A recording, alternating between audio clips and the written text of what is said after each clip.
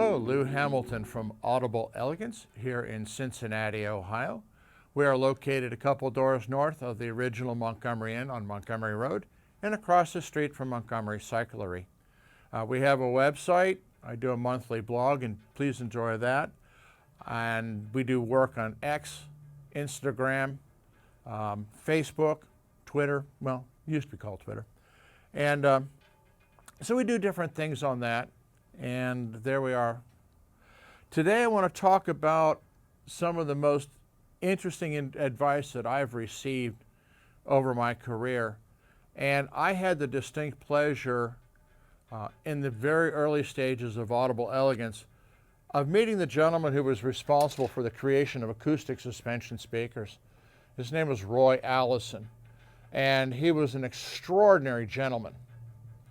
And Roy was very accomplished in acoustics, and we got into a discussion about setting up speakers, particularly with bass in focus.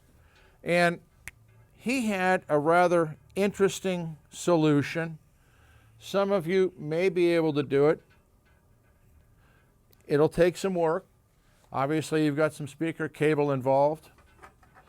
But depending upon the size and the shape of the room, and this is a cross section, you will have what are known as standing waves. And these standing waves represent dips or valleys to the sound pressure of various different frequencies. Oftentimes it's the bass. And Roy's solution and advice was very simple. Now I'm going to look at the room from the top. So you're wondering where to put speakers. You know, do I have them here? Do I have them here? You know, Roy said, simply go to your listening position, place the speaker there, and then walk down at the end of this room and listen to it. Then you're going to be playing the standing wave to your benefit or trying to keep it out of the picture altogether, because this works in both directions. We have a room here where we have a standing wave, actually caused not by the shape of the room, but because we have large panels of glass and they resonate very effectively at one dead frequency. So we have to position ourselves where we're trying to get essentially neutral as opposed to a peak or valley. Now this leads me on to some other people and the general placement of speakers themselves. This was learned through the great ears and talent of Jeff Rowland when we sold the Jeff Rowland equipment. And we did a show with him featuring Teal CS5 speakers. Now the general recommendation for Teal speakers was typically about 3 feet out and obviously not the same amount, but roughly 3 to 4 feet, same thing here, as the position for the Teal speakers. A lot of manufacturers will give you what they consider to be guidelines. Now, when Jeff came here, he listened to the system and he goes, if you don't mind, would you let me alone and let me work on the system for a couple hours, and I'll invite you back in. Well, we did that. When we came back, well, they're more like this. It was a mere about 12 inches from the back wall and 17 from the side. And the speakers were absolutely gone.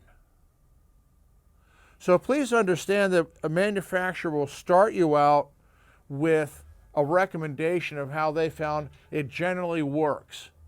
But then your room plays into this and how you have to set up. Now, when we sold Linn speakers, we had a different problem.